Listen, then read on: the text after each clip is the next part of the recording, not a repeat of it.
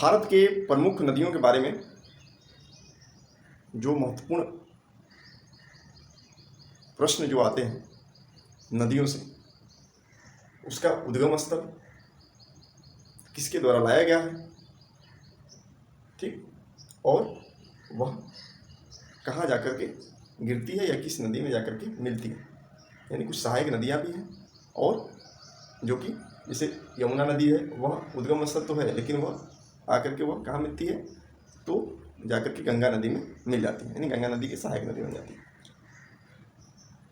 तो सबसे पहला नदी लिखिए, भारत के प्रमुख पवित्र नदियाँ। भारत की प्रमुख पवित्र नदियाँ,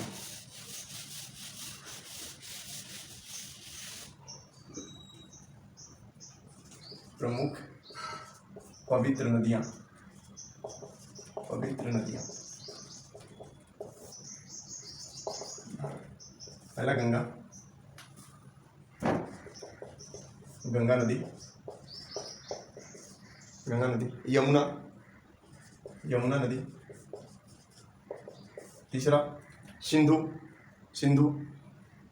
सरस्वती, सिंधु, सरस्वती, सरस्वती नदी। गंडक नदी, गंडक। ब्रह्मपुत्र नदी, ब्रह्मपुत्र नदी। रीवा, जिसको नर्मदा नदी से बोला जाता है, नर्मदा, नर्मदा नदी। आठवां गोदावरी, गोदावरी, इसे दक्षिण के गंगा कहा जाता है। कृष्णा नदी, कृष्णा नदी। कावेरी, ये भी साउथ की नदियां हैं। और महानदी। ये कुछ महत्वपूर्ण पवित्र नदियां हैं, और भी नदी के बारे में हमको पढ़ना है, लेकिन अभी हम 11 नदियां जो है महत्वपूर्ण है और पवित्र नदियां में इनकी गिनती होती है भारत के अंदर। तो सबसे पहले हम गंगा नदी के बारे में पढ़ेंगे कि गंगा नदी का उद्गम स्थल कहाँ है, वो कहाँ से निकलती है, और गंगा नदी का कुछ ऐतिहासिक महत्व, पवित्र महत्व है, और उनको धरती पर लाने वाला कौन था गंगा नदी को, उसके बारे में भी हम जानेंगे। तो आप लोग लिखें कि गंगा का जो उद्गम स्थल है, गंगा का उद्गम स्थल है, गंगा का उद्गम स्थल है, वह उत्तरकाशी जिले में, उत्तरकाशी जिले में, उत्तराखंड में, उत्तरकाशी जिले में गंगोत्री शिखर पर, गंगोत्री शिखर पर, शिखर पर गोमुख, जहाँ गंगा निकलती है, गंगोत्री से निकलती है, गोमुख नाम से जाना जाता है जहाँ से निकलती है, ठीक। और इनको लाने वाला, गंगा नदी को धरती पर लाने वाले सूर्यवंशी राजा थे। सूर्यवंशी राजा भागीरथी बहुत लंबी तपस्या करने के बाद वो धरती पर लाए थे। उन्होंने अपने पूर्वजों के, अपने पूर्वजों के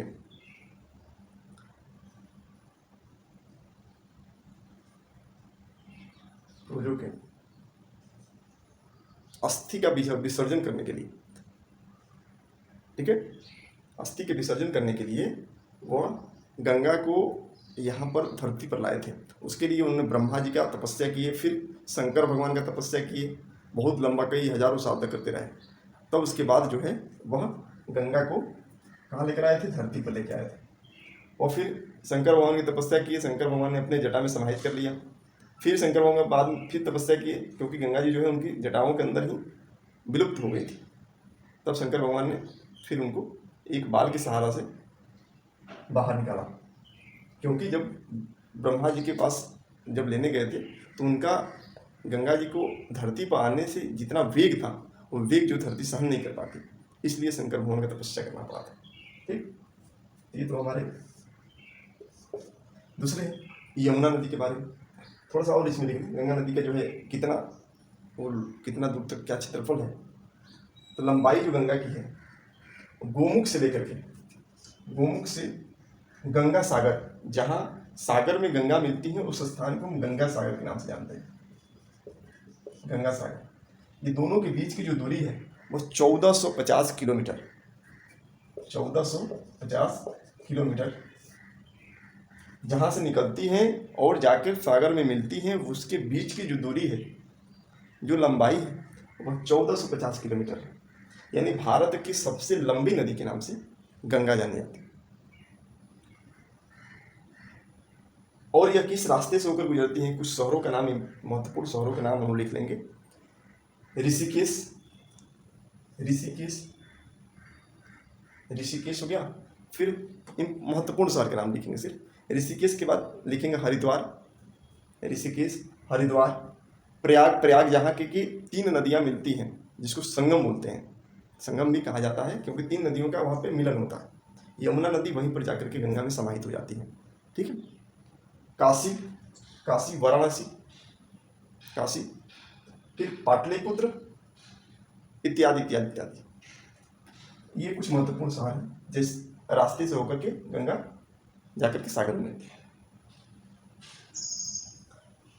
तो लगभग गंगा से अगर प्रश्न पूछेगा तो इससे ज़्यादा पूछना नहीं चाहिए। और भी कुछ क्वेश्चन हुआ तो मैं ऑब्जेक्टिव क्वेश्चन में उसको लिख पाता हूँ। फिर दूसरा देखेंगे हम लोग यमुना नदी के बारे में। यमुना नदी, दूसरा देखेंगे यमुना नदी। यमुना नदी का उद्गम स्थल है यमुनोत्री, यमुनोत्री शिखर। इसका गंगोत्री था, इसका यमुनोत्री। जहाँ से उद्गम स्थल है उसको हम यमुनोत्री के नाम से जानते हैं। यमुना नदी के किनारे बसे हुए कुछ शहर हैं। यमुना नदी के किनारे कुछ बसे शहर हैं जो महत्वपूर्ण शहर है। महत्वपूर्ण कहने का मतलब है कि जो ज़्यादा प्रचलित, तो दिल्ली, दिल्ली, मथुरा, दिल्ली, मथुरा, वृंदावन, वृंदावन, आगरा। ये कुछ महत्वपूर्ण, महत्वपूर्ण करने का मतलब है कि प्रचलित शहर। ठीक है, बड़े शहर। सिंधु नदी, सिंधु नदी पहले बता दिया कि गंगा नदी में जाकर कहाँ मिलती है, वो प्रयाग में जाकर के गंगा में मिल जाती है। ठीक, समानांतर गंगा की चलती है लेकिन जाकर के वो फिर प्रयाग में मिल जाती है।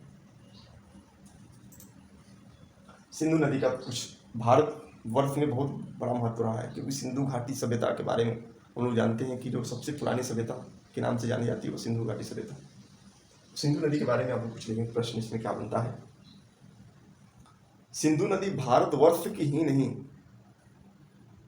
विश्व की सबसे विशाल नदियों में आती थी। अब तो भारत से अलग पाकिस्तान बन गया, इसलिए उसको नहीं माना जाता है, लेकिन वो विश्व की सबसे विशाल नदी में आती थी। उद्गम स्थल है तिब्बत के स्थित कैलाश मानसरोवर के पास। तिब्बत में स्थित कैलाश मानसरोवर के पास से सिंधु नदी का उद्गम स्थल है। तिब्बत में 250 किलोमीटर, 250 किलोमीटर तिब्बत में बढ़ पाती है। 550 किलोमीटर भारत में, जम्मू एंड कश्मीर। इसके अलावा 2380 किलोमीटर पाकिस्तान में, पाकिस्तान में। टोटल 3180 किलोमीटर, टोटल 3180 किलोमीटर वह लंबाई हो जाती है तिब्बत से जहाँ निकलती है और जाकर के वह जहाँ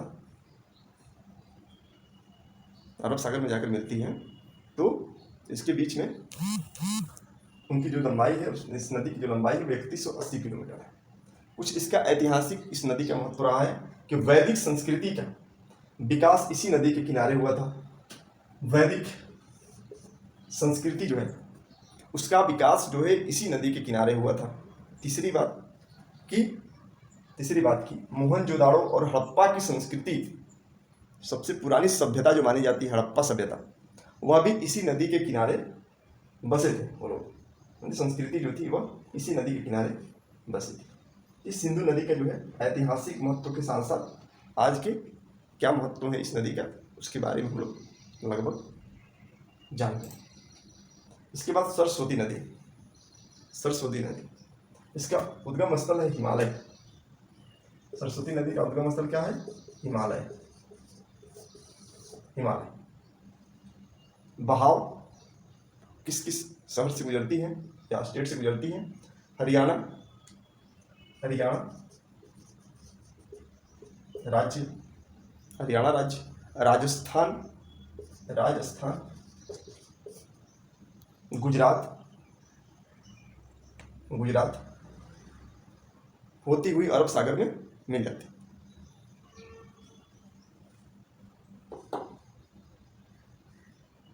मिल जाती।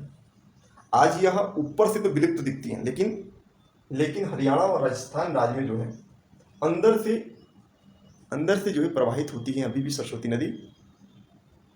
अभी भी सरस्वती नदी जो है वह हरियाणा और राजस्थान राज्य में अंदर जमीन के अंदर प्रवाहित होती है, लेकिन बाहर से विलुप्त हो चुकी है। तो सरस्वती नदी के जो है हम लोग ऐतिहासिक महत्व भी देख लिए और आज का भी महत्व क्या है। गंडक नदी, गंडक नदी का उद्गम स्थल है, गंडक नदी का उद्गम स्थल है दामोदर कुंड, नेपाल के मुक्तिनाथ, नेपाल से निकलती है ये, और नेपाल से निकलती है दामोदर कुंड से, जहाँ से निकलती है दामोदर कुंड, दामोदर कुंड से निकलती है, उद्गम स्थल हो गया। दूसरा, बिहार राज्य में, अगर भारत में देखा जाए तो बिहार में प्रवेश करती है और जाकर के गंगा में मिल जाती है। बिहार में प्रवेश, नेपाल से बिहार में प्रवेश करते हुए जाकर के गंगा में वो समाहित हो जाती है। ठीक।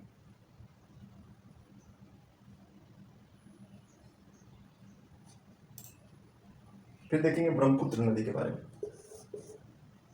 तो क्वेश्चन अगर पूछेगा कि बताओ गंगा नदी, गंडक नदी जो है वो किस राज्य में बहती है भारत के, तो भारत के बिहार राज्य में बह करके वो जाकर गंगा में मिलती है। फिर पूछ लेगा कि बताओ कि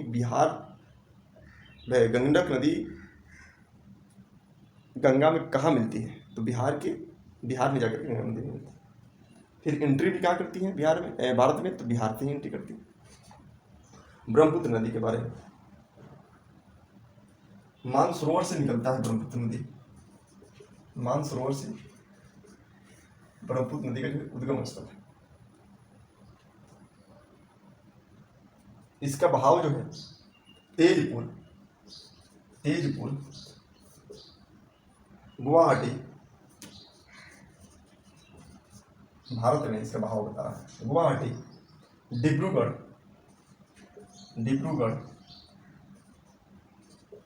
तथा शिवसागर इत्यादि, शिवसागर आदि लिख लें।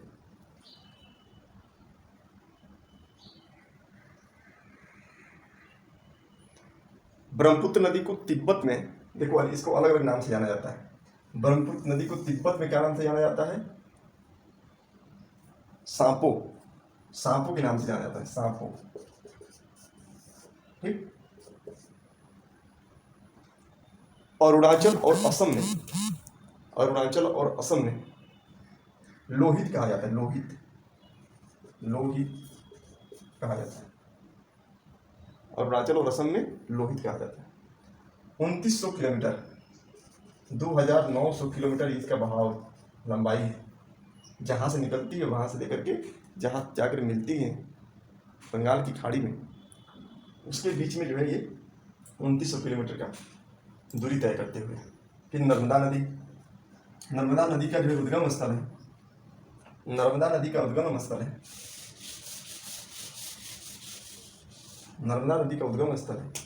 अमरकंटक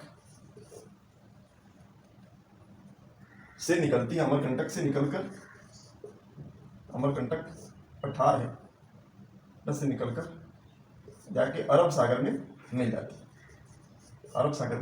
जाती है। इसका बहाव ओंकारेश्वर,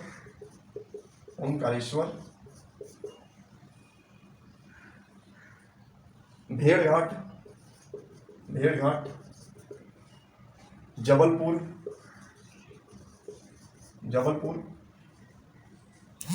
आदि। शहर से होकर गुजरती है। ओमकारेश्वर जो है, ओमकारेश्वर मंदिर भी है, एमपी में आता है। ठीक है।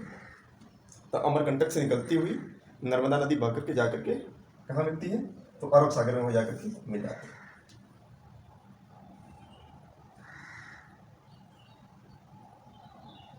सती अनुसुईया का मंदिर भी अमरकंटक या नर्मदा नदी के पास ही बना है। ये लगभग 1300 किलोमीटर 1300 किलोमीटर दूरी तय करती है अमरकंटक से, जहाँ से निकलती हैं अरब सागर में जहाँ मिलती हैं उसके बीच में जो है ये 1300 किलोमीटर का फासला, 13 किलोमीटर दूरी तय करती हुई जाकर मिलती है। फिर गोदावरी नदी, गोदावरी नदी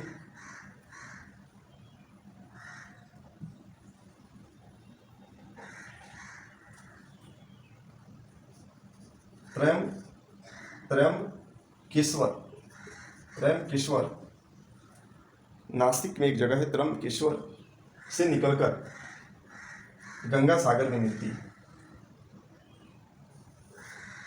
त्रयंबकेश्वर से निकलकर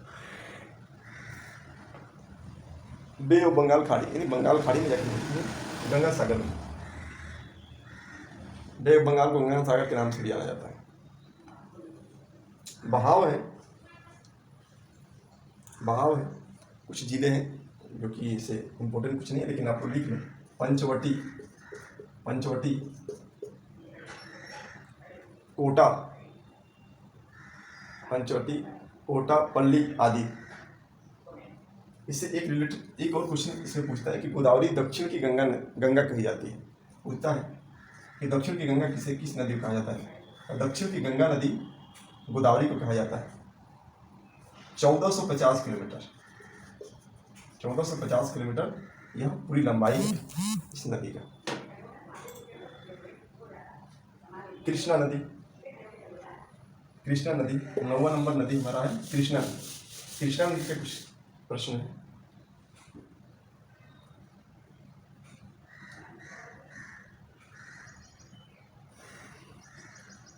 सह्याद्री पर्वत, कृष्णा नदी जो है सह्याद्री पर्वत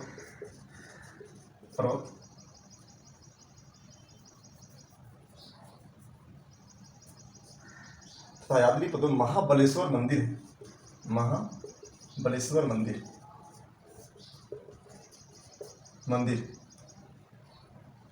के उत्तर में स्थित कराड़ नामक स्थान, कराड़ नामक महाबलेश्वर मंदिर के उत्तर में स्थित एक कराड़ नामक का स्थान है। वहां से वह निकलती है, कराड़ से निकलती हुई, कृष्णा नदी कराड़ से निकलती हुई जाकर के फिर वो कहाँ मिलती है, तो गंगा सागर यानी बे ऑफ बंगाल, बंगाल की खाड़ी में जाकर के मिल जाती है। विजयवाड़ा, नागार्जुन सागर इत्यादि ये कुछ स्थल है जहाँ से होकर गुजरती है। इनकी जो दूरी है वह 1280 किलोमीटर है, 1280 किलोमीटर लंबी नदी है। कावेरी, नेक्स्ट नदी जो है कावेरी है 10वां नंबर। यह भी सह्याद्री, यह भी जो है सह्याद्री पर्वत से निकलती है। यह भी सह्याद्री पर्वत से निकलती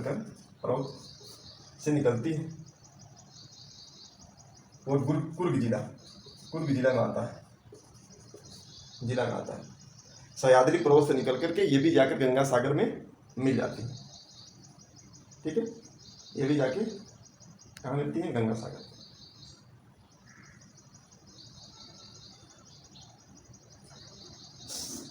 कावेरी नदी की जो लंबाई है वो 800 किलोमीटर, लगभग 800 किलोमीटर है।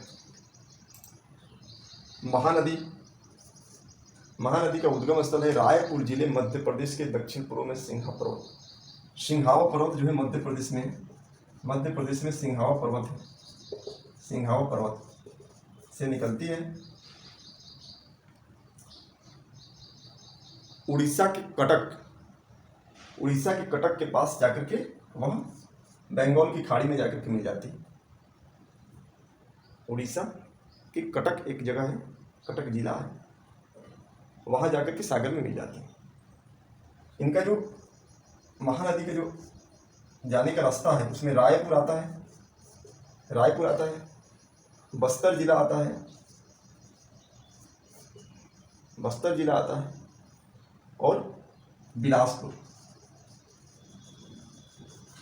आदि जिले जो शहर आते हैं बीच में, तो महत्वपूर्ण है रायपुर आता है, यानी रायपुर जो है छत्तीसगढ़ की राजधानी, वह इसी नदी के किनारे बसा हुआ है। फिर बस्तर भी जिला छत्तीसगढ़ का ही है, बिलासपुर ये आकर के, फिर इसकी जो लंबाई है वह 860 किलोमीटर, 860 किलोमीटर। एक विश्व का सबसे लंबा बांध हीराकुंड महानदी पर, विश्व का सबसे लंबा बांध हीराकुंड बांध के नाम से जाना जाता है। वह हीराकुंड बांध जो है इसी नदी पर है, महानदी पर। तो ये हमारे 11 नदियाँ जो है प्रमुख नदियाँ हैं हमारे भारत की, उसके बारे में हम लोग लगभग कंप्लीट कर चुके हैं। और कुछ नदियाँ जो है सहायक नदियाँ होंगी, वो हम लोग आगे देखेंगे, नेक्स्ट कोनो वीडियो में हम उसको अलग से चर्चा करेंगे। ठीक, तो बस नदियों से रिलेटेड आज का क्वेश्चन जो है, जो इससे प्रश्न बनेगा टेस्ट में पूछा जाएगा। लेकिन इतना आप लोग इतना कंप्लीट कर लें कि 11 नदियाँ जो प्रमुख हैं उसके बारे में लगभग क्वेश्चन हम लोग इससे कंप्लीट कर पाएंगे, क्योंकि उद्गम स्थल से लेकर के हम लोग उसका जो जिस महासागर में जाकर मिलती है और उस रास्ते में तब उसकी लंबाई सभी हम कंप्लीट कर चुके हैं।